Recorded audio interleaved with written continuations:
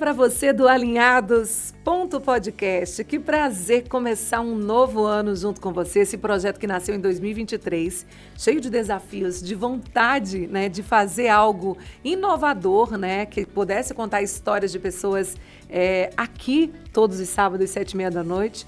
O sonho virou realidade. E 2024 a gente está aqui cheio de vontade de trazer cada vez mais você para perto da gente e trazer pessoas cada vez mais especiais para contribuir com você. Sempre que a gente para ouvir uma informação e a gente faz, e essa informação faz a diferença na nossa vida, isso tem, né, um apreço, né, tem um valor. O nosso intuito é esse, estar aqui sempre contribuindo com você.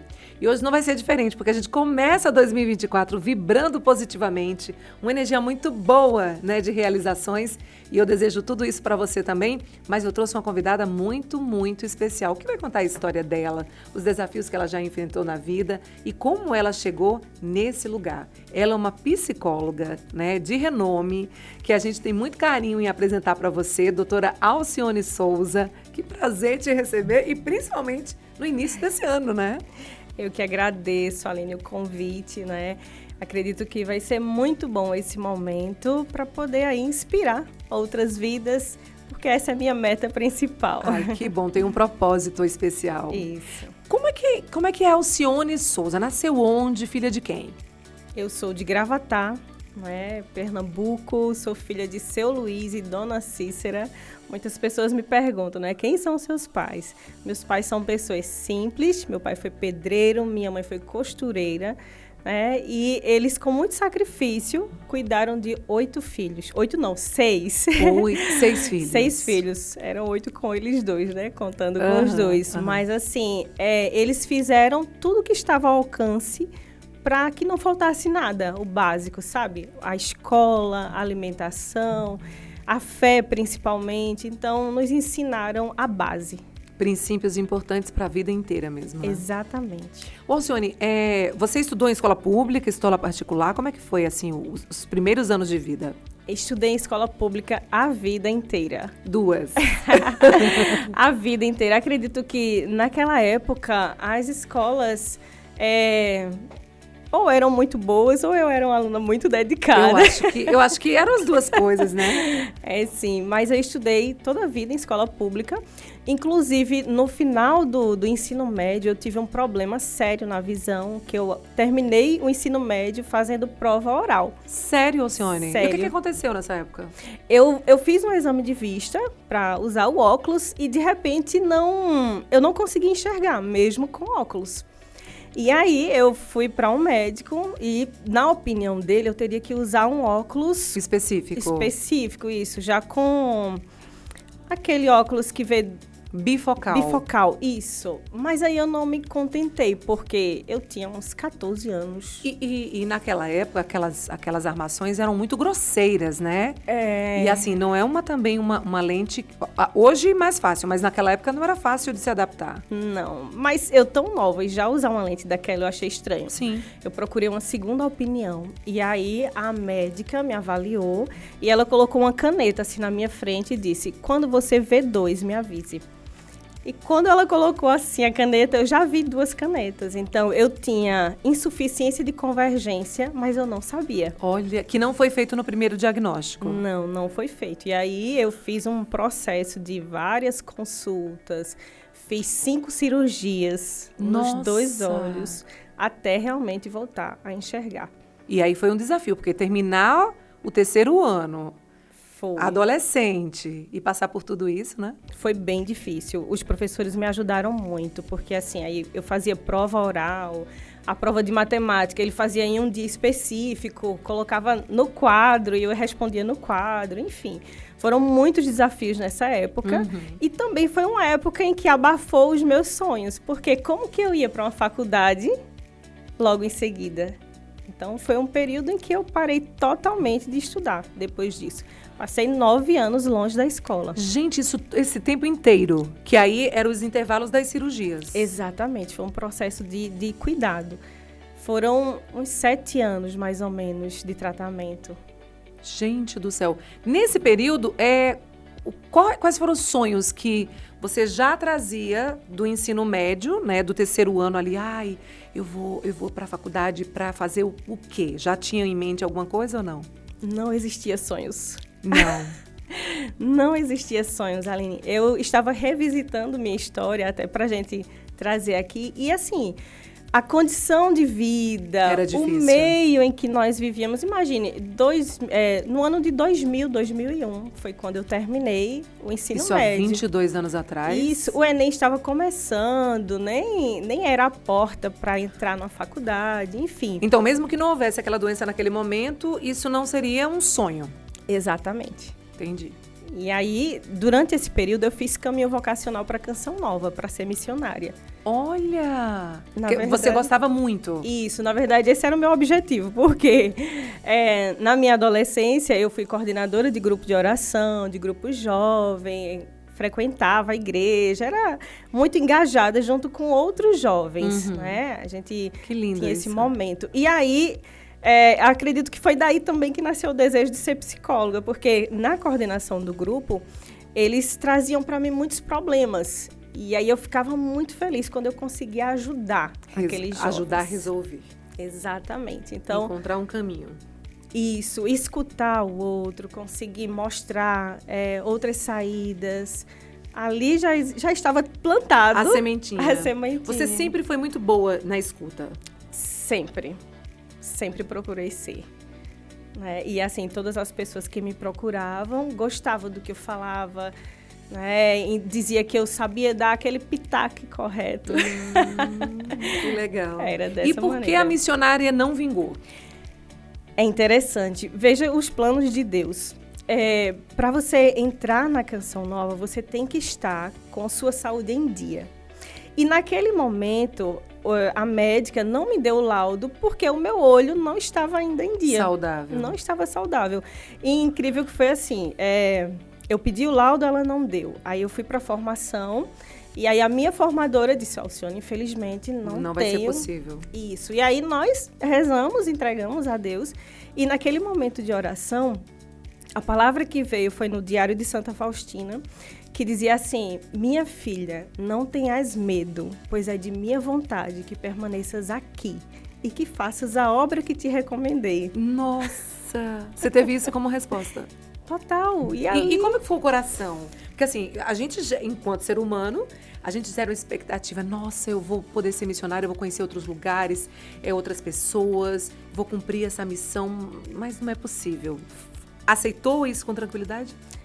Por incrível que pareça, sim, eu aceitei. Eu tinha feito 4 anos de caminho vocacional e nesse caminho nós trabalhamos muito a nossa história de vida. E nesse momento de oração eu entendi que não era o meu lugar. Não era o momento agora. Não era o momento e não era o meu lugar. Principalmente isso. Então eu fiquei muito em paz e eu me entreguei, né? Senhor, faça a sua vontade. Que lindo isso. E incrível que no mês seguinte a médica ligou para mim, para o meu trabalho, dizendo que vinha um médico de Recife, de Belo Horizonte, olhar os casos especiais. E o meu caso estava entre os casos, porque eu já tinha feito um processo de 3 cirurgias e não tinha melhorado. E com um mês, depois dessa conversa, veio essa resposta. E nessa última cirurgia eu operei os 2 olhos. Foi quando eu fiquei totalmente boa. Hoje eu uso óculos ainda por correção mesmo. Sim. Mas da questão da dificuldade de insuficiência de convergência, eu fiquei boa. E aí os sonhos se afloraram, né? Todos nesse momento. Os sonhos. E aí, qual foi o passo seguinte? O passo seguinte foi... Na época, eu trabalhava numa loja em Gravatá. E aí, eu sempre fui uma pessoa de dar o meu melhor. Em tudo. Se eu for fazer a mínima coisa, eu procuro dar o melhor. E na época, a loja estava precisando de uma gerente. Então, o que eu fiz? Vou fazer o curso para ser gerente. Me especializar. Isso. E aí fui para Recife, passei 2 semanas. Fiz 2 cursos, né? Um curso de liderança coach e fiz um curso de gerenciamento de equipe. Só que nesse curso, o psicólogo, no direcionamento dele, ele colocou assim pra gente, aonde você quer estar daqui a 10 anos? E aquilo deu um start, Um sabe? E aí, será que eu vou querer estar aqui daqui a 10 anos mesmo? É. Aí ele disse, se você não se planejar, você não vai chegar a lugar nenhum. Aí eu parei e pensei, realmente, aonde eu quero estar? E eu estava na época, acho que com uns 24 anos, mais ou menos. Muito jovem. Muito jovem. E com a vida paralisada Sim. por conta da questão da visão. Mas aí eu fiz o meu planejamento de tirar minha habilitação, comprar uma pequena bis para ir para o trabalho, passar no vestibular. Eu não sabia qual era a faculdade que eu queria, mas eu sabia que eu precisava ter uma graduação, ter o meu carro, depois casar, enfim. Fiz o planejamento de 10 anos. E acredite, eu realizei todos.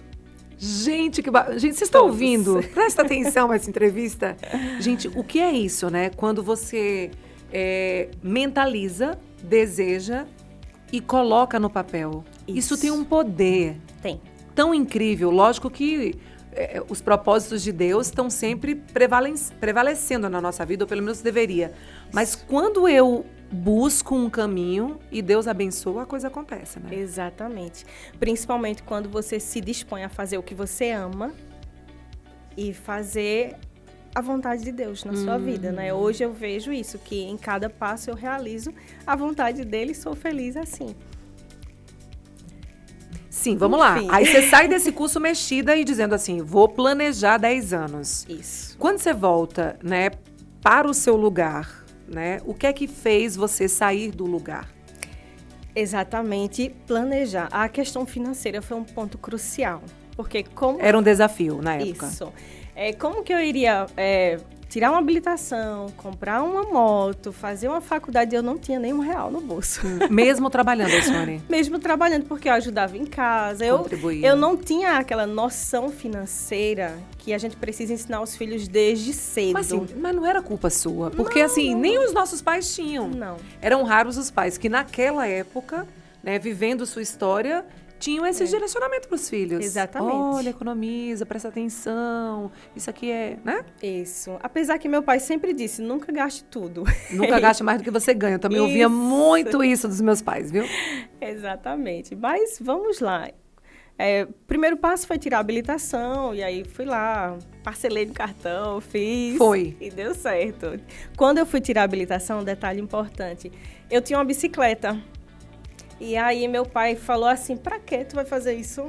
Eu disse, pra andar de bicicleta. O detalhe não diga seus sonhos. E assim, enfim, né? Não é por não acreditar, mas às vezes é uma proteção, é uma preocupação, né? E às vezes também porque como a situação não é favorável, tão favorável. Aí é medo que você se frustre. Exatamente. É uma proteção esse cuidado. mesmo. É uma esse proteção. cuidado. Então, quando ele falou isso, eu disse, é para andar de bicicleta, não tem problema, né? Mas deixa que se eu fiz o planejamento para 10 anos, então eu coloquei metas a curto, médio e longo prazo. Então, o longo prazo era concluir a faculdade, né? Que você não sabia ainda de que era? Exatamente. Mas o curto prazo eram as necessidades básicas, que eram a habilitação e uma moto para eu me locomover e conseguir fazer. Isso faria diferença no seu trabalho? Sim, com certeza, na minha qualidade de vida. Sim. Né? Enfim, tirei a habilitação, depois eu consegui comprar minha moto. Aí depois eu entrei no cursinho, né, pré-vestibular, porque fazia 9 anos... Que você estava sem estudar. Que eu estava sem estudar. E aí, nesse pré-vestibular, fiz várias amizades. E quando foi o momento crucial de dizer assim, o que é que você vai fazer, qual é o curso que vai atuar, eu não sabia qual era ainda. E eu pensava em pedagogia ou administração. Já que você trabalhava, né? Isso, eu estava na atuando loja. no comércio. Isso. E aí, conversando com um grande amigo, Padre Alexandre, ele disse assim, Alcione, você vai fazer administração por quê? Eu disse, bom, eu já trabalho no comércio, a maioria dos concursos na área administrativa é muito mais favorável. Uhum. E pedagogia, eu gosto de criança, gosto de trabalhar nessa área também. Aí ele disse, Alcione, realize os seus sonhos e não os dos outros. Aí eu passei uma semana pensando... Outro puxão de orelha. Passei uma semana pensando qual era o meu sonho. Gente, e você interiorizar isso, né? Parar e se ouvir seu coração. Não é fácil não, hein? Não é fácil não. Não é fácil. Aí eu passei uma semana pensando. Aí surgiu a situação de que iria abrir o vestibular da Univisa, que na época era Fight Visa. E conversando com meu amigo André, ele disse, olha, Alcione, vai abrir o vestibular, vamos fazer para testar? Porque tínhamos começado já o curso há um tempo. E aí... Vamos de experiência ali. Isso, eu disse, eu sem vou de experiência. Muita perspectiva. Exatamente. Aí ele disse, ó, eu vou fazer para psicologia. Aí eu disse, é isso. Psicologia. Gosto. Me identifico. Eu tinha pensado e não vinha nada. E quando ele falou em psicologia, sabe aquela coisa que caiu aquela ficha assim, dizendo, Alcione, é o que você vai ser feliz. Então eu fui lá, me inscrevi junto com o André, fomos. E depois, quando foi para olhar o resultado do vestibular, claro, eu não coloquei expectativa nenhuma, porque eu não me sentia ainda preparada para o vestibular, não me sentia preparada para tudo aquilo. E, de repente... O nome estava lá. Em 7º lugar, eu não esperava. Minha amiga procurando lá no final, disse, Alci, tá aqui, ó, 7º lugar. Aí eu fiquei passada. Maravilhada. Foi assim, um momento muito especial. E engraçado foi quando eu fui dar a notícia em casa, né? Passei no vestibular. Ninguém esperava, né? Ninguém esperava. Você era a primeira dos filhos a ingressar numa universidade. Isso, a primeira. E aí, quando eu cheguei pro meu pai, de novo ele vai assistir isso, e ele olhou para mim e disse, como é que tu vai pagar isso? Aí eu olhei para ele e disse assim, o senhor não pode me ajudar, mas o meu pai do céu vai me ajudar. E realmente isso aconteceu, Deus abençoou. E eu trabalhava muito já na época, eu trabalhava todos os finais de semana para conseguir o extra. Sim, para conseguir pagar a faculdade. Isso, e deu certo, graças a Deus. Meu pai e minha mãe foi uma base muito importante, porque eu disse, olha, o senhor pode me ajudar no seguinte, faça a feira e na feira coloque minhas necessidades básicas. Já ajuda muito. Isso, me dando alimentação, dormida. Era o suporte que você precisava. Era o que eu precisava, porque o restante... Teve algum momento que foi muito crucial e você pensou em desistir? Teve, que é normal do processo, né? No 3º período, mais ou menos, eu me desanimei muito, porque era muita teoria e eu trabalhava muito.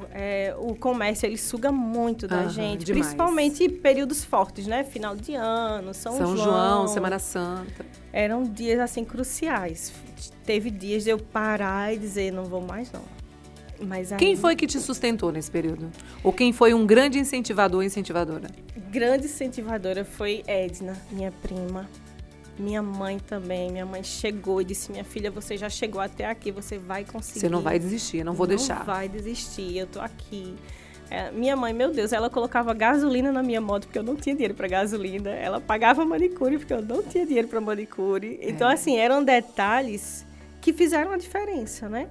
E Edna também, sendo a dona da loja, inclusive minha prima, ela foi um grande suporte. Quando a faculdade ia aumentar, ela me mudava de cargo. Para ter que dar um suporte ali financeiro. Foi muito, muito importante. E também eu acredito que eu fui muito importante para ela. Sim, claro. Porque à medida que eu fui crescendo, eu fui trazendo crescimento para ela também, para a loja dela. Então, organizei muita coisa na loja. Assim, quando eu saí de lá, eu saí realizada também, porque eu tenho certeza... Cumpri minha missão, né? Isso, dever cumprido. Exatamente. Então, elas foram um grande suporte para mim. Que legal. Meu pai também, quando entendeu o que estava acontecendo... A importância de ter uma filha se formando em psicologia. Meu pai, na época, ainda trabalhava na construção. Aí, um amigo dele falou, né? Eu vou levar a minha filha, que ela vai pegar o carro para ir para a faculdade. Ele fez, a minha também faz faculdade. Então, olha aí o orgulho. Né? Aí foi quando ele, assim, entendeu. Começou a assimilar. Exatamente. Então, foi uma história bem... E aí, a Alcione se forma psicóloga com o propósito de fazer a diferença e ajudar as pessoas. Como é que foi o início? Porque, assim, todo o início, se você já tem alguém que fez o caminho na sua família, que já tem essa expertise, é muito mais fácil da gente galgar o nosso espaço e ir conquistando os nossos pacientes. Mas você não tinha, né? Você tinha um propósito ali. Como é que foi esse início? Exatamente. Eu tenho outros primos que também são psicólogos, mas a gente não tinha muito nenhuma contato. aproximação, não tinha muito contato, entendeu? Mas da minha casa, na minha família, eu fui a primeira a trilhar realmente esse caminho. Aline, Deus, ele abençoa a nossa vida quando nós nos disponibilizamos para fazer a vontade dele. Eu digo isso, que Deus me abençoou no último dia da faculdade, quando eu fui entregar o último relatório, eu consegui emprego. É incrível, mas é verdade. E engraçado que de manhã eu tinha ido para a faculdade de carona. E conversando com os amigos, eu disse que eu não queria na área de RH. Era a área que eu não queria. Porque 10 anos... E voltar ao mesmo setor... 10 anos, aí eu disse, não quero RH, não. Já experimentei isso, não quero. Mas sabe o que aconteceu? À tarde, o convite... Foi para RH. No RH. Assim, é um desafio ali, né? Vamos ver se ela quer isso mesmo. Foi um desafio. E aí eu comecei a trabalhar em Pombos, no posto Petrobras, de Dona Madalena. Pessoa maravilhosa. E aí foi lá onde eu comecei a exercer a profissão de psicóloga, sendo psicóloga organizacional. Então, os primeiros dias, enfim. E continuei na loja também, que Edna não me soltou. Não te deixou ir embora. Não me deixou ir embora, então eu ficava no posto e lá Gente do na céu, Marcela. Cansativo. Foi bem cansativo. Desafiador. Mas eu distribuí o tempo bem certinho, não misturava as coisas. Tudo foi com muita organização, posso dizer assim. E paralelo, assim que saiu meu CRP, eu comecei na clínica, que sempre foi o meu grande desejo. Fazer clínica mesmo. Isso, exatamente. E aí comecei na Clínica Espaço Vida, com Jéssica e Vanessa, no ano de 2014, finalzinho de 2014, início de 2015, comecei na Clínica Espaço Vida. Você tinha uma sala que você atendia lá. Isso, exatamente. Comecei, aluguei a sala. Inclusive, eu levei minha filha lá. Foi. Né? Na época da escola. Olha, leva a Gabi pra ver alguns detalhes. E eu fui e foi super bacana, né? E incrível, você começou a se especializar muito também, né? Isso.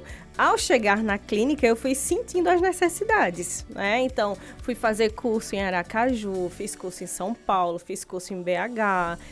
O que eu não vi na faculdade, posso dizer assim, porque na faculdade é uma preparação para tudo que vamos enfrentar. É verdade. Mas não tem assim uma base específica. Apesar de eu ter me formado na abordagem cognitivo-comportamental, mas saímos da faculdade... meio crua, assim, né? Eu vejo algumas coisas, mas eu só consigo aprofundar quando eu me especializo. Exatamente. E aí eu fiz o quê? Fui para São Paulo. Procurei o Centro de Terapia Cognitivo-Comportamental, onde a psicóloga de lá aprendeu na fonte de Aaron Beck. Então, eu passei 10 dias de um curso intensivo. Era tarde, noite, manhã, tarde, noite em São Paulo. E esse curso foi, assim, um grande... Divisor de águas. Grande divisor de águas na minha vida. Meus pacientes começaram a ter outro resultado. Então, a falta que eu sentia antes, eu não tive mais. Tá? Começou a preencher aquele vazio ali, Exatamente. Né? Isso para todos os transtornos. E depois eu fui para Aracaju e fiz com Renato Caminha, Marina Caminha, o curso de terapia infantil. Porque na faculdade a gente não aprende tanto essa abordagem. Uhum. E aí esse curso me ajudou muito no atendimento à criança. Hoje meus pacientes eles têm resultados excelentes depois disso tudo. Hoje o seu foco não é só criança, mas adulto também. Isso, exatamente, adulto. Na verdade, eu atendo desde o bebê. Se você estiver grávida e quiser atendimento, eu já faço esse acompanhamento. Que maravilha, que maravilha. São quantos anos já de profissão? 10 anos agora, em 2024. 10 anos. Gente, já tem uma estrada grande. 10 anos. E vamos lá, foi para a clínica, começou a atender, fez suas especializações. E quais foram os próximos sonhos, né? Após o planejamento dos 10 anos ali. É engraçado, né? É engraçado que depois que eu casei, eu até falei pro meu esposo, eu disse, olha, o meu planejamento de 10 anos acabou, precisamos fazer um novo planejamento. Porque assim, engraçado que cada detalhe foi sendo feito ali naquele prazo estipulado. Você conheceu o seu marido, mas não foi na clínica não, né? Não. É outra história, dá outro podcast. Só sobre relacionamento. A gente vai marcar esse. Inclusive, a gente já fez entrevistas excelentes sobre, gente, terapia de casais. Lembra? Sim, Nossa, sim. a gente precisa voltar aqui para falar sobre isso depois. Então, e aí, ele é outra Sim, mas história. você conheceu onde? Como é o nome dele? É de Jailson. Edjailson, inclusive, está aqui, viu, gente? Acompanhando a gente ao vivo. Boa noite, Edjailson. Ele foi meu primeiro namorado na escola. Nos conhecemos desde criança, estudamos na mesma escola, né? Gente do céu! Aí eu fui a primeira namorada dele e ele meu primeiro namorado. Na adolescência? Na adolescência. E nos reencontramos no dia do vestibular, na faculdade. Deu match ou só foi um olhar, Lizinho? Deu aquele olhar assim, tipo, será que ele tá só? Gente. E por coincidência do Mas ele foi destino- fazer psicologia também, não? Não, ele fez matemática. Olha, o homem das exatas. Foi. E engraçado que eram várias vans que iam para Vitória, né? Todos os dias. Ele ia à tarde e eu ia à noite. E por coincidência do destino, íamos no mesmo carro, só que a gente não sabia. Porque o carro dele ia à tarde e o meu ia à noite, mas era a mesma van. O mesmo motorista. O mesmo Para a mesma motorista. faculdade. Isso. Aí nos reencontramos mesmo num sábado, em que eu tinha aula todos os sábados. E aí ele foi para a faculdade e viemos Coincidiu. conversando de Vitória a Gravatar e não faltou assunto. E de lá para cá, Estamos aí. Que dá outro podcast, como eu falei. gente do céu, como é incrível, né? E aí, e tava nos planos casar mesmo? Eu queria me casar, eu sempre quis casar. Porque ele não queria, não? Não, ele queria fazer um teste primeiro. Ele foi esperto. Dizendo os segredos do teste. Não, vou testar para ver se dá certo. Mas eu compreendi ele. Mas foi quanto tempo, assim, de namoro? Entre namoro? 8 anos. Ele te enrolou todo esse tempo? Não, ele não me enrolou. Ele me deixou fazer a faculdade, 2 pós-graduações. Ah, então ele foi bacana. Foi Ele foi muito companheiro. bom. Foi. Então tinha um planejamento ali, ó. A gente Tinha. só casa Depois da depois da pós-graduação. pós-graduação. Isso. Gente do céu. Que interessante. Filhos Filhos? vieram depois de quanto tempo? Depois de 2 anos foi marido. Não lembro. 2 anos. Acho que foi uns 2 anos de casamento, mais ou menos. E aí a primeira gestação nós perdemos, né? Quando estava com 25 semanas. Nossa, deve ter sido bem traumático. Foi bem difícil essa perda, porque estávamos acompanhando a gestação com tranquilidade. De repente, numa das consultas do pré-natal, a doutora não escutou o coraçãozinho do bebê. Então, eu olhava para ela olhava para mim, e aquele olhar. De assim, eu não sei o que é que eu vou dizer agora. E assim, o primeiro filho, a gente coloca uma expectativa tão grande, né? Cria tantos sonhos que, assim, é difícil a gente entender esse momento, né? Foi, assim, um momento muito difícil. Eu imagino. Muito difícil. Não dá nem para mensurar, né? Só quem Não. passou pela dor, talvez, é que tenha a proporção do que seja isso, né? Exatamente. E aí nós saímos do consultório da médica, fizemos o acompanhamento em Vitória, então era quase meia-noite, pegamos a estrada. Meu marido só se deu conta que estava com o farol desligado já na saída da cidade, porque a gente ficou assim, em estado de choque, sem saber o que estava acontecendo. E aí, ela não deu o diagnóstico de nada, ela só disse, Não. olha, não consegui escutar o coraçãozinho. Ela só falou isso e disse, faça uma ultrassom de emergência e me traga quando tiver o resultado. E aí, no outro dia, conseguimos fazer a ultrassom. E foi tão interessante que a gente não tinha caído a ficha. Meu esposo foi para a escola trabalhar. Normal. Eu tinha uma palestra para fazer numa escola. E aí eu entrei em contato com a diretora e disse para ela que eu não iria conseguir fazer, que eu tinha que fazer esse exame. Mas, assim, parecendo que eu ia escutar o coração de Gabriel. A expectativa era essa mesmo. Normal, né? Sim. E aí teve uma amiga nossa na escola, a professora Márcia, que chegou para o meu esposo e disse, não, professor, vamos agora. É emergência. É emergência. Aí me levou, a gente fez a ultrassom em Vitória e, infelizmente, foi constatado ali que o coraçãozinho dele não estava mais batendo. Né? Foi um momento muito difícil. Aí, em seguida, foi marcada a cirurgia. Eu tive que fazer uma cesárea, porque... O tempo de vida já... Exatamente. Eu estava com miomas. que foi descoberto no período gestacional. Então, foi muita coisa, sabe? Ao mesmo tempo. Exatamente. Então, tive que fazer essa cirurgia e meu esposo teve que fazer o sepultamento do bebê, porque até 500 gramas o hospital faz a incineração, mas depois disso... É responsabilidade da família. Exatamente. E aí... E você não pôde participar desse momento porque você estava cirurgiada. Nossa. Eu estava no hospital escutando o choro dos outros bebezinhos. Nossa. Mas assim, a médica me acolheu muito bem, ela foi maravilhosa. A equipe do hospital soube tratar da situação, sabe? Aí não existe psicóloga, né? Não. Existe a mãe mesmo. Exatamente. E o incrível é que quando a doutora fez a cirurgia e tal, e à noite, quando ela foi lá no apartamento, ela disse, olha, Alcione, em 40 anos de profissão, eu nunca vi uma pessoa tão calma para passar por uma cirurgia dessa. Você é psicóloga, né? Eu disse, olha, doutora, é verdade, eu sou psicóloga, mas foi a fé. Aqui não é a psicóloga. Aqui é a mãe e a minha fé, como você falou. É a entrega, né? Naquele momento, eu me entreguei a Deus, a Nossa Senhora, e pedi que fosse feita a vontade de Deus. Deles. Porque eu não tinha mais o que fazer, não estava sob o meu controle, sobre o meu alcance. Então, me confiei e segui. Foi muito difícil, foi. O luto materno é um tema que eu vou cuidar muito das mães. Imagino. Porque é uma dor invisível. Você passa, no momento que você está passando por aquela dor, a família até acolhe, amigos, mas depois que passa o tempo... As pessoas esquecem. Vão esquecendo. Não é que tem que ficar lembrando, sabe? Mas é porque você não é vista mais como mãe. Principalmente se você teve só aquele filho. Sim. Né?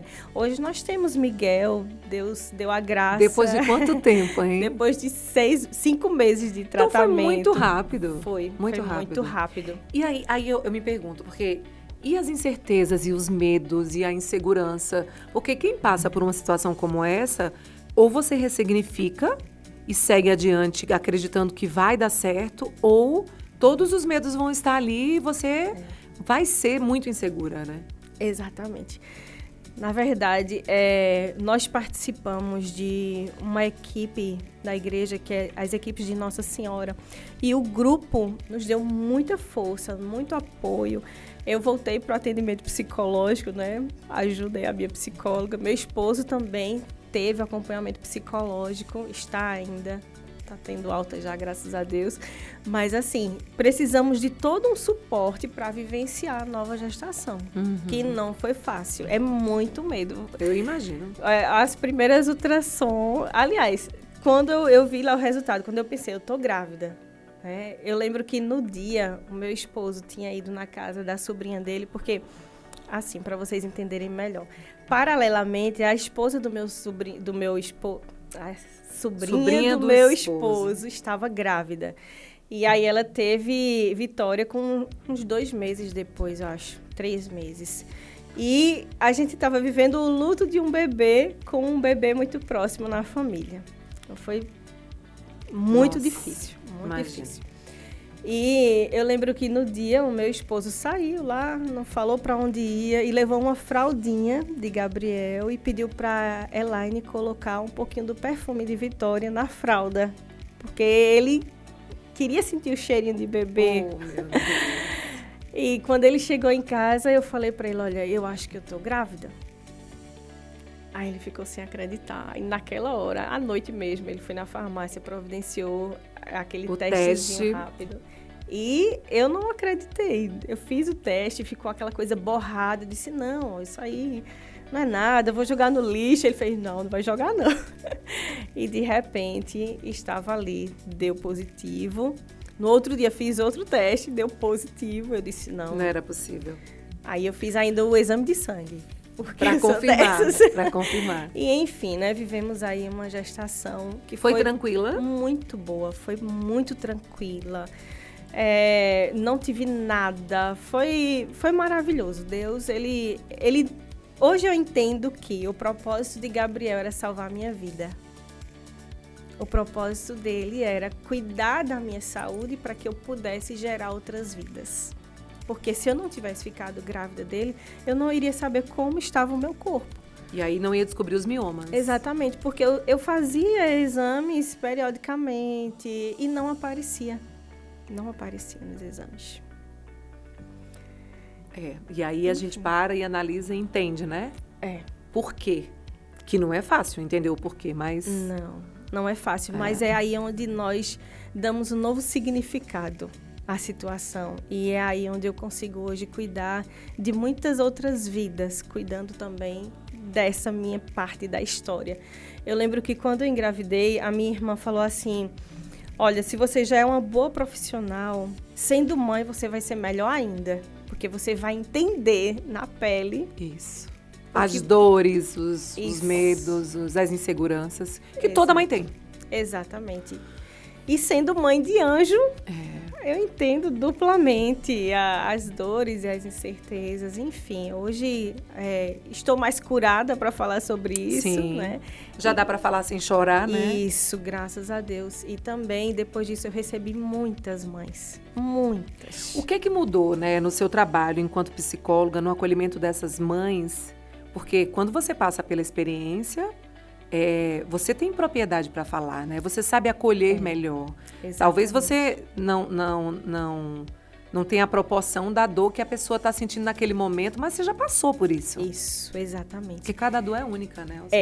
Cada dor é única. Uma parte que eu faço também de trabalho é na educação especial. Depois que eu saí da loja, depois que eu fiquei só na clínica, aí eu comecei a trabalhar na educação, no setor da educação inclusiva. E foi aí onde nasceu a neuropsicologia, tá? Essa vontade de me aprofundar e entender as deficiências. E em um desses momentos eu fui fazer uma palestra para as mães de crianças autistas.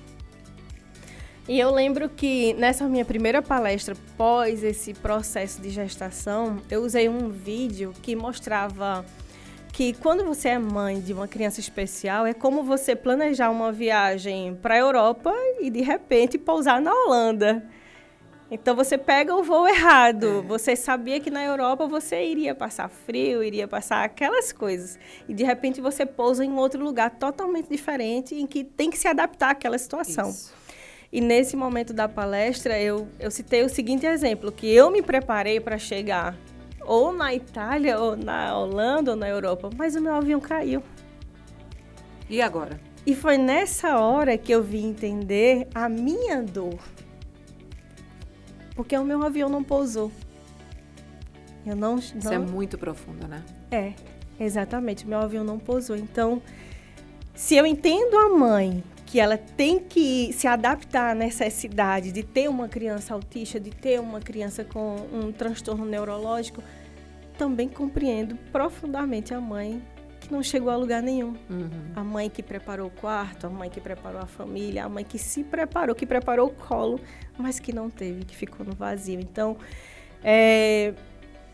hoje, um dos meus propósitos é acolher essas mães. Imagino. E que bom que ela pode contar com esse acolhimento e com o seu profissionalismo e com a sua experiência, né? Para poder encontrar junto com elas, né? Porque elas sozinhas não vão a lugar nenhum. Verdade. Um caminho, né? Alguma coisa que a faça se sentir mais, eu não vou dizer feliz, mas menos doída. Isso. Né? Menos sofrida. Isso. Que é uma dor que não passa. Eu entendo que é uma dor que a gente aprende a lidar com ela. Exatamente. Mas ela não passa nunca, não morre nunca. O luto é assim, né? Na verdade, o luto materno, ele passa por todas as fases do luto, mas a cicatriz dele, ela é mais intensa. Mais profunda. É mais profunda. Porque você não viveu. Isso. Você não tem a experiência do viver, do experimentar, né? Isso. E assim, se você fica presa ao que você não viveu, você não sai do ciclo do luto. Você precisa entender e apreciar o que você viveu. Entendeu? Então, você teve a oportunidade de gerar, você teve a oportunidade de ter o filho ali, naquele período. Então, curta esse processo. Porque se você ficar presa ao que não viveu, você vai continuar com essa dor aí por muito mais tempo. Imagino. Você conseguiu, ao longo desses anos, como você falou, passar por muitas situações, superar muitos desafios, muitas dores e muitos sofrimentos, mas ao mesmo tempo ajudar muita gente, né? Muita gente. Eu não tenho nem ideia, nem Imagina, noção. do quanto você fez diferença na vida dessas pessoas. Exatamente. Isso é muito gratificante, né? Muito, muito. Tem uma paciente em especial, ela vai saber que eu tô falando dela, Mas né? não vai dizer o nome, mas né, gente? não existe nome aqui. Que ela chegou numa situação muito difícil de depressão, de suicídio mesmo. Era uma situação bem grave. Bem grave. E hoje essa paciente saiu desse lugar, ela voltou a fazer uma pós-graduação, ela conseguiu emprego, ela saiu de um relacionamento abusivo. Ela hoje está fazendo faculdade de Direito. Gente, então, que libertador. Assim, tá quase tendo alta. Eu já queria ter dado alta, mas ela não quer sair ela não quer. Ela não quer te deixar. Mas, assim, é um grande exemplo que eu tenho. Ela, dentre tantos outros, sim, né? Sim. Que transformaram suas vidas. Mas, assim, eu vejo ela como um grande exemplo. Ela disse, doutora, eu valo o seu diploma. E vale mesmo. Eu sou a prova concreta de que você fez um trabalho bem feito. Verdade. Que bom. Quem sempre vem aqui, a gente prepara, junto com a Joana Oliveira, que é a nossa parceira aqui do podcast, um momento numerológico, que não é adivinhação. A gente quer desmistificar essa coisa da adivinhação. Não é. É assim, porque nós somos números. Certo. E aí os números dizem muito sobre nós mesmos. E aí ela faz um pequeno mapa numerológico para os nossos convidados. E a gente, claro, não vai deixar de fazer isso para você. Acompanha aí com a gente, espero que você goste. Oi, Aline, oi pessoal do Alinhados Podcast, eu sou Joana Oliveira, numeróloga, e eu tô aqui hoje para fazer mais uma leitura de mapa numerológico da convidada do dia, que hoje é Alcione Maria. Então, Alcione, vamos entender o que é que a numerologia fala sobre você? Só de abrir teu mapa, eu já vejo aqui que você tem um caminho de destino 6. O que é que isso significa? Ter um 6 no destino, Alcione, significa que você é uma pessoa que realmente tem habilidades muito naturais, muito íntimas suas, ligadas ao cuidado com o outro. O 6 é o número da família, do acolhimento, é aquela pessoa que é muito conselheira, um excelente ouvinte e que realmente está sempre pronta para acolher os outros, tá certo? Então isso é algo muito natural seu, tá certo? Que pode e deve ser desenvolvido por você. Outra coisa também super legal que eu olho aqui e observo é que você tem uma expressão de 3, que é um número extremamente combinativo com o 6. Apesar deles terem energias, entre aspas, opostas, por ser um número par e um número ímpar, mas eles são um complemento bem bacana. Por quê? Porque o 6 traz esse acolhimento, esse cuidado com o outro, e o 3 favorece a tua comunicação. Então ele te ajuda, né, a oferecer justamente por meio da tua habilidade comunicativa esses conselhos, essa ajuda para outra pessoa. Então você tem uma facilidade, uma competência também muito grande para transmitir a sua mensagem e ser compreendida. Bacana, né?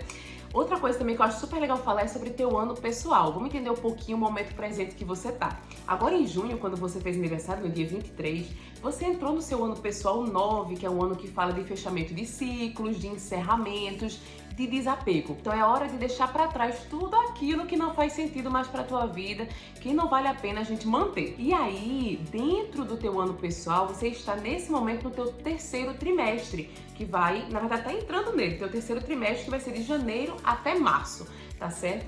E esse trimestre vai trazer uma energia bacana, sabe de que número? Do 8. Que é o número das realizações, das conquistas, da colheita. Então reflete aí sobre tudo que você veio plantando ao longo desses últimos meses, desse último ano.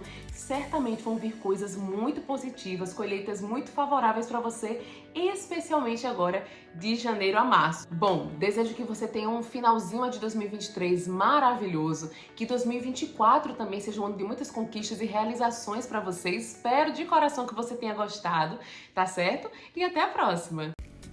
Pois é, e aí? Me diz o que você achou. Que é incrível como ela consegue, através dos números, falar tanto de alguém, né? Ela não sabe quem é você. Não. Né? Tem certeza? Absoluta. É incrível. Ela falou sobre realizações, colher, o que você plantou ao longo dos anos, agora 2023, 2024. Gente, ela acabou de fazer a inauguração da própria clínica dela. Conta sobre esse momento. Tem tudo a ver. Ai, realmente, os números não mentem. Tá vendo, professor de matemática, meu esposo? Os números não mentem, porque... Incrível, né? Eu estou no tempo da colheita. Esse ano, 2024, fazem 10 anos, né, que me formei, 10 anos de profissão, e eu estou realmente nessa colheita, né? Eu acabei de inaugurar a clínica que foi, assim, pensada e planejada para acolher principalmente as pessoas que têm as dificuldades com a saúde mental, com trabalhos em grupos, trabalho de acolhimento, de estimulação neurológica, né? Enfim, ela acertou. Eu tive várias realizações e tive que me desapegar de muita coisa e de algumas pessoas também para conseguir dar esse novo passo, para conseguir essa nova fase, esse novo ciclo que se inicia agora em 2024, com muito amor, com muito carinho e com muito cuidado. Gente, já que a gente está começando esse ano, eu disse que a gente deseja que seja com o pé direito, a gente nunca viu o mundo tão adoecido mentalmente, né? A gente já esperava isso pós-pandemia, que estudos, obviamente, que foram feitos naquele período, a gente tinha uma proporção do que seria, mas talvez a gente nem imaginasse que fosse tanto. Verdade. O mundo está doente, né? Pela aceleração dos mecanismos de conexão que a gente vê, que as pessoas estão muito aceleradas, muito imediatistas, não estão valorizando muito as coisas, querem tudo para agora, fora doenças, transtornos como ansiedade e depressão. O que está acontecendo, Alcione? É o mundo da rapidez, né? O mundo da cobrança, da autocobrança. Você observe que os pais começam a cobrar dos filhos desde cedo, para tentar ser o melhor, para fazer o melhor, não pode perder tempo, não pode... Enfim... tanto o mundo digital, né, a questão desse nível de comunicação que está muito elevado e as pessoas consomem muito conteúdo e não se adequam muitas vezes diante do tempo que é colocado, como também essa cobrança pessoal que nós vamos crescendo e se cobrando além da conta, além do que a gente consegue dar conta, sabe? Por exemplo, hoje em dia, o que mais adoece as pessoas são os relacionamentos e a vida de trabalho. Os relacionamentos que não duram, os relacionamentos que não são sólidos, as pessoas que cobram mais do que o que você consegue dar, sabe? Tanto na questão familiar, quanto na questão amorosa, nas amizades, existe uma cobrança de que as pessoas não sejam humanas, sabe? É como se você não pudesse errar, se você não pudesse falhar, e se você falha, você não serve mais porque você cometeu esse erro. Não, peraí, vamos cuidar disso, né? A gente precisa cuidar disso para conseguir cuidar da saúde mental. E na questão do trabalho também, a pressão no trabalho, o estresse do trabalho e... Às vezes também, por exemplo, você passou anos ocupando um cargo e de repente é demitido, não sabe o que fazer da vida. Tenho que me reinventar. Muita gente não consegue se reinventar. Ela simplesmente afunda e não refaz a vida. Mas nós precisamos entender que a vida é feita de ciclos. O que a moça falou, a numeróloga, ela tem toda a razão. Cada ciclo da minha vida eu fui fechando. Então, terminei a faculdade, o ciclo foi fechar a faculdade, estava ali no posto, eu vi que se eu continuasse ali, não era o que eu esperava para a minha vida, então no momento certo saí, no momento certo fechei o ciclo também no outro emprego, e assim... Sucessivamente. Precisamos nos observar para não cair em nenhum transtorno, porque a gente não nasce com depressão e não nasce com ansiedade. Verdade. Os transtornos neurológicos não, o autismo, o TDAH e tantos outros transtornos do neurodesenvolvimento, sim, nascemos com eles, ninguém vai desenvolver. Mas a depressão, a ansiedade, transtorno do pânico, as fobias da vida, né, o burnout, então tudo isso é desenvolvido. E por quê? Por conta da pressão que nós vamos sofrendo. E aí eu trago para a sua realidade, porque a maioria das pessoas querem tomar uma pílula mágica que vai resolver, né? Você vai lá no psiquiatra, e não tá errado isso, tá, gente? Em algumas situações é necessário mesmo a gente entrar com essa questão medicamentosa para que você consiga dar um equilíbrio e buscar terapia. Se não houver esse conjunto né, medicamento e buscar o que é quais foram os gatilhos, quais foram as situações que me fizeram desencadear esses transtornos, possivelmente vai ser difícil corrigir, né? Muito difícil. Em vários casos, assim, se você está no comecinho dos sintomas, às vezes só a terapia ajuda. Porque só em pensar, aprender a pensar sobre o que está acontecendo na situação, faz você melhorar, porque você se reeduca, né? Mas se você demora, espera a coisa piorar, vai precisar de uma medicação, porque é a química do cérebro, não é porque você não consegue, é o seu cérebro que está com a química desregulada, então precisa entrar com a medicação para organizar e até você conseguir fazer a terapia. Porque senão, só a terapia não vai ter um bom resultado. Que conselhos você daria para quem está assistindo a gente agora e que precisa desacelerar?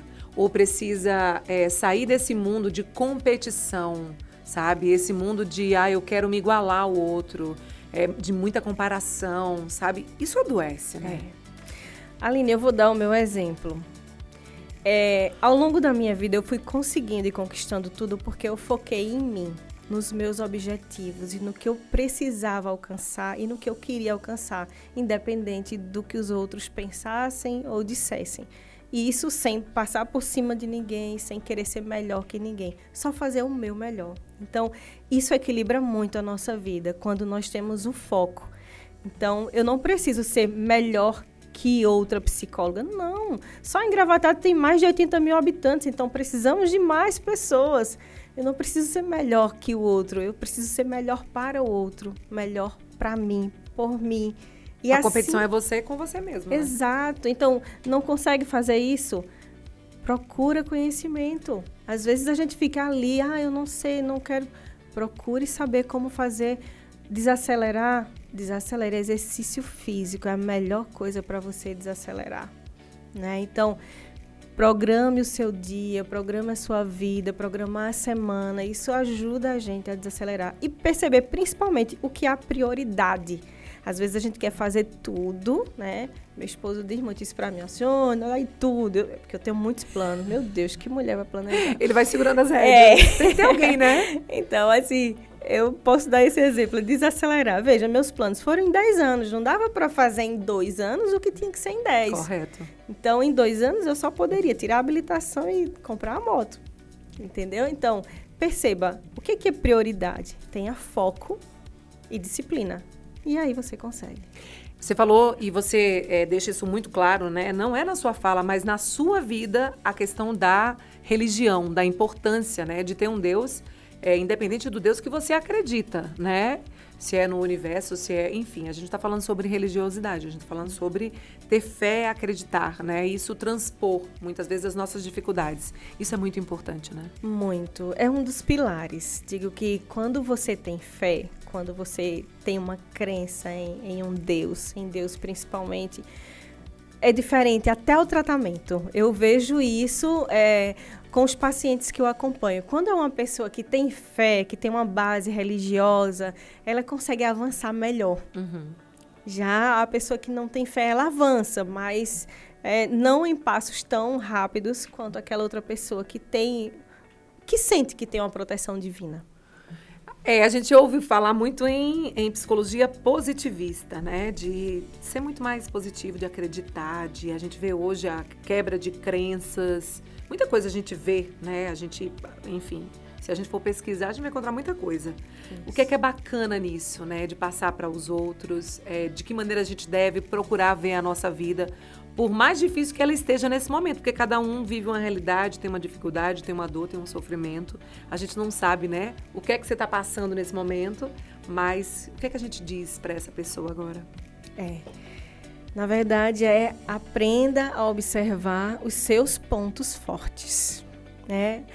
Todos nós temos pontos fortes e pontos a melhorar. E aí, quando nos conhecemos, fica mais fácil de enfrentar os desafios. Então, quais são meus pontos fortes? Eu tenho uma boa comunicação, eu sei ouvir, eu sei planejar, eu gosto de executar. Mas quais são os pontos que eu preciso melhorar? Eu não tenho conhecimento sobre isso, eu não sei fazer isso. Observar e aí alinhar tudo isso. Por quê? Nós não seremos bons em tudo. E tá tudo bem. A gente não precisa ser bom em tudo, a gente não precisa fazer tudo.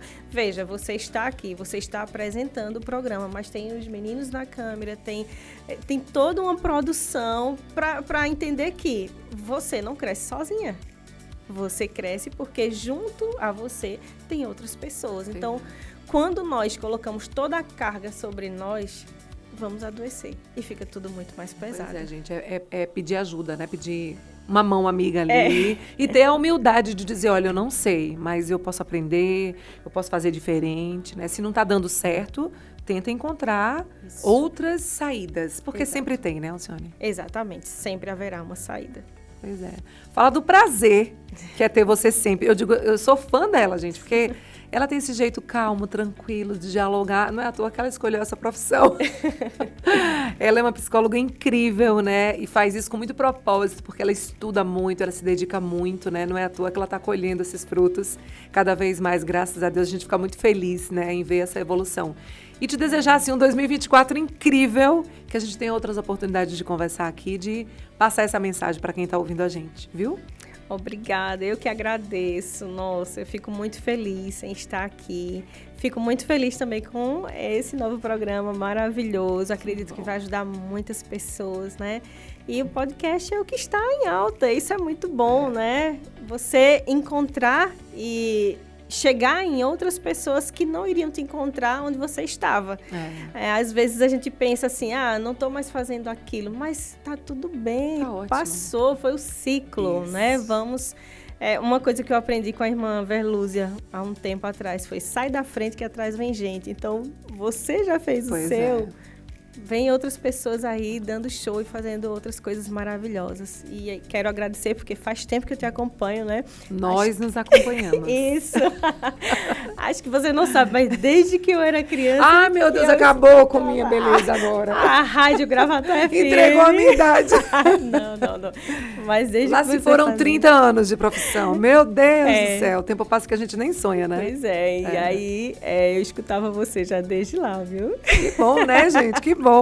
Que bom que a gente está aqui. Que bom, você é maravilhosa e desejo muito sucesso. Que 2024 venha aí cheio de coisas boas para você e para todo mundo que está aí tendo a oportunidade de ouvir essa história. Pois é, foi uma delícia ter você nesse primeiro programa. Deus abençoe tudo de bom e novas oportunidades virão para a gente conversar muito por aqui, viu?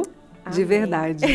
E, gente, olha, que delícia, né? A gente poder compartilhar tanto conhecimento, né? Uma fala tão importante de como a gente pode superar desafios, dificuldades e chegar onde você deseja chegar. Basta que você tenha foco, objetivo, né? E acredite nisso, com muita fé em Deus. Que seja um 2024 lindo para nós. Foi só o início aqui do nosso podcast deste ano e a gente deseja estar sempre juntinho de você.